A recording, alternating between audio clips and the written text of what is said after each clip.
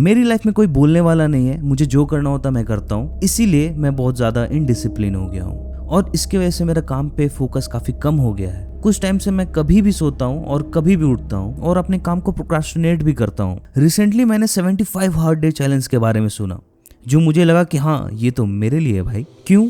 क्योंकि मैं चाहता हूँ कि मैं डिसिप्लिन रहूँ, फोकस्ड रहूँ और अपने काम पे ध्यान दूँ और साथ ही साथ हेल्थ पे भी।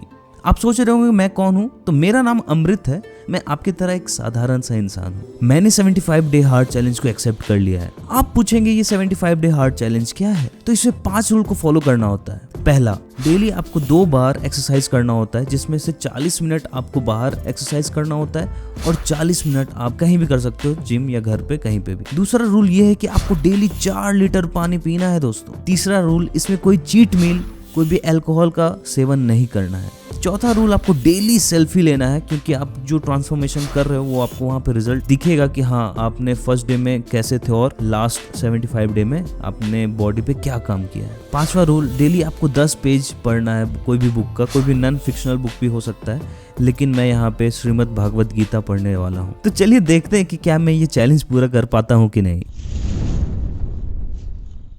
सुबह 5 बजे तो मैं उठ गया, लेकिन जब बाहर देखा तो बारिश हो रही थी, तो मैं फिर से सो गया। फिर मैंने 6:30 बजे के अलार्म लगाया और फिर मैं 6:30 बजे उठा, फिर भी बारिश हो रही थी, तो मैंने सोचा कि चलो फ्रेश हो लेते हैं। फिर मैंने सोचा कि चलो पानी पीते हैं, तो मैंने सबसे पहले पानी को थोड़ा गर्म किया और उसके बाद उसको पिया। मैं पानी को गर्म करके ही पीता आ रहा हूँ लगभग 1 साल से। इससे क्या है कि डाइजेस्टिव सिस्टम आपका सही रहता है। फिर मैं फ्रेश हो जाता हूँ और फिर मैं खाता हूँ कुछ ड्राई फ्रूट्स, जिसको मैंने भिगोए नहीं थे, लेकिन मैं नेक्स्ट डे से भिगोऊंगा। फिर मैंने अपना वेट मेजर किया, तो मेरा गोल यहाँ पे 60 kg का है कि इन 75 डेज में मैं लगभग 8 kg लूज करूं। फिर मैंने देखा तो बरसात बंद हो गई थी, तो मैंने अपने शूज को पहना और साथ में स्मार्ट वॉच को भी पहन लिया, जिससे मैं अपने डेली ट्रैक को रिकॉर्ड कर पाऊंगा। सुबह के 7:25 में मैं बाहर निकल गया, मुस्कुराते हुए और एक्साइटमेंट के साथ मैं अपने घर के पास वाले फील्ड में चला गया। भाई मैदान जो है पूरा खाली है, कोई नहीं है, शायद कोई मिल जाए,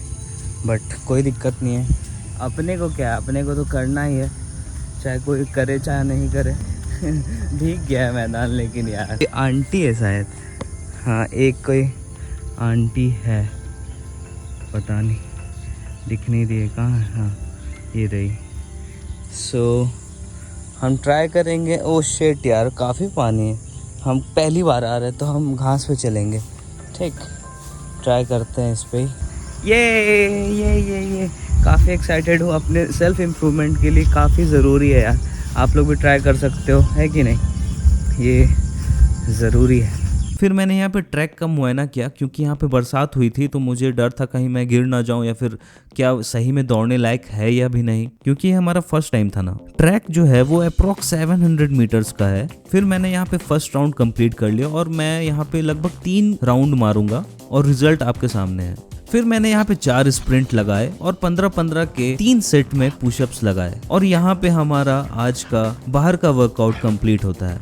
तो दोस्तों फाइनली हमारा रनिंग, स्प्रिंटिंग और पुशअप्स कंप्लीट हो गया है और अब हम जाएंगे वापस घर और आपको दिखाते हैं कितना देर हमने रनिंग की, कितनी देर हमने वॉकिंग की, सारा कुछ, ठीक है। 4.76 किलोमीटर, 6134 स्टेप्स आज किया है मैंने। फिर मैंने पानी पिया और साथ में फिर मैंने ओट्स बनाया और ओट्स के साथ मैंने डाला शहद को, जिससे कि ये टेस्ट काफ़ी मस्त हो गया था और फिर इसको खाने में भी मज़ा आ गया। आप भी ट्राई कर सकते हो। फिर मैं चला गया काम करने के लिए। काम करते करते मैंने देखा कि हमारा खाना भी आ गया है, क्योंकि हम लोग खाना खुद से नहीं बनाते हैं, तो हम लोग बाहर से ही टिफ़िन मंगवाते हैं। तो फिर मैंने खाया 2 पराठे और साग और साथ में थोड़ी सी चाय। फिर मैंने खाए 1 सेब, क्योंकि मेरा पेट अभी तक भरा नहीं था मुझे, क्योंकि आज मैंने रनिंग भी की थी तो मुझे और खाने का इच्छा हो रही थी, तो मैंने 1 सेब खा लिया। फिर काम करते करते मेरे दोस्त ने मुझे दिया दूध और हॉर्लिक्स। तो सुबह से लेके शाम तक आज मैं 5 बजे तक काम किया हूँ। अब मैं जा रहा हूँ जिम करने के लिए। जिम का टाइम भी हो गया, अलार्म देखो बज गया। जिम करने से पहले मैं पीता हूँ थोड़ा सा कॉफी। तो कॉफी को पानी में डायरेक्टली मिला दिया जाता है और इसको घोल के डायरेक्टली मैं पी लेता हूँ, जिससे कि जिम करने में थोड़ा सा आपको एनर्जी मिलती है। तो आज हम करेंगे बैक की एक्सरसाइज, जिसको हम लोग लैट्स की भी एक्सरसाइज कहते हैं। ट्रेनिंग करने से पहले हम करेंगे बॉडी की स्ट्रेचिंग। तो हम करेंगे सबसे पहले हैंगिंग डंबल रोज, जो कि होगा 15 रेपिटेशन का और 3 सेट्स इसके हम मारेंगे। इसके बाद मैंने किया डेडलिफ्ट। ये भागवत का सार है कि युद्ध ही तो वीर का प्रमाण है। कौरवों की भीड़ हो या पांडवों का नीड़ हो, जो लड़ सका है वो ही तो महान है। तो अब हम जा रहे हैं बारबल बेंट ओवर करने के लिए। तो इसका भी हमने 3 सेट मारना है और 10-10 रेपिटेशन या फिर 15-15 रेपिटेशन मार सकते हो। तो हम 10-10 रेपिटेशन मारे हैं और ये हमारा लास्ट सेट है।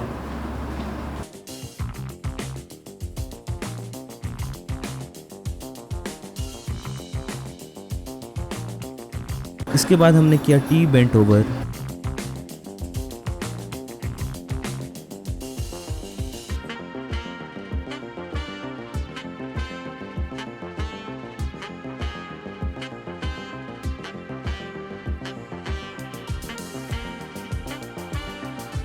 ये हमारा दूसरा सेट है। इसके बाद और वेट बढ़ाएंगे।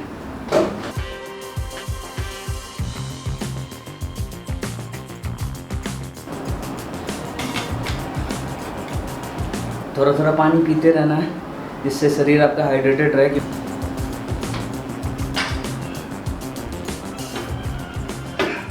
तो आज का हमारा वर्कआउट सेशन यहाँ पे कंप्लीट हो गया है। फिर मैंने ली आज की सेल्फी, फिर मैंने पिया वे प्रोटीन, फिर मैं नहा लिया और फिर मेरा मन कर रहा था कि मैं छत पे जाऊं और साथ में मैंने एक एप्पल भी ले लिया। मौसम काफ़ी शानदार हो रहा है यहाँ पे, आप देख सकते हो, और यहाँ से मसूरी दिखता है। अभी फॉगी वेदर है, इसके वजह से दिख नहीं रहा है। तो यहाँ से नज़ारे जो होते हैं वो काफ़ी मस्त होते हैं। सो हमें कहीं ज़्यादा जाने की ज़रूरत नहीं पड़ती, हम लोग छत पे आते हैं और हमारा मूड फ्रेश हो जाता है। तो अब हम खाएंगे आज का डिनर हमारा आ गया है। काम करते करते अब अपन लोग आएंगे। ये हमारा ऋषि है और ऋषि क्या क्या है, अरे चावल सिर्फ, क्या रोटी है। तो आज का ये हमारा डिनर रहा, गोभी और आलू का सब्जी, रोटी, दाल, सलाद किया। और लास्टली मैंने पढ़ी श्रीमद् भगवद गीता, जिसका पहला श्लोक है, धर्म क्षेत्रे कुरुक्षेत्रे समवेता युयुत्सवः मामका पांडवाश्चैव किम कुर्वत संजय। धृतराष्ट्र जो है संजय से पूछते हैं, धर्म भूमि कुरुक्षेत्र में एकत्र हुए मेरे और पांडु के पुत्र क्या कर रहे हैं। धृतराष्ट्र जानना चाहते हैं युद्ध स्थल पे आखिर हो क्या रहा है। धृतराष्ट्र अंधे थे, देख नहीं सकते थे, लेकिन आंखों से अंधे थे, मन और मस्तिष्क से नहीं। उन्हें पता था वो धर्म के साथ नहीं है, क्योंकि धर्म तो वहां होता है जहां श्री कृष्ण थे। अपने पुत्र मोह में उन्होंने शांति की जगह युद्ध को चुना था, लेकिन वो जानते थे इस युद्ध को जीतना आसान नहीं होगा। अपने जीवन में जब हम कुछ गलत करते हैं, हमारे किए का नतीजा शायद अच्छा ना हो, और ऐसा ही धृतराष्ट्र के साथ भी हुआ। वो भी इसी डर और इसी आशंका में दिखते हैं। तो इसी के साथ हमारा फर्स्ट डे यहाँ पे कंप्लीट होता है। तो बोलो जय श्री राम।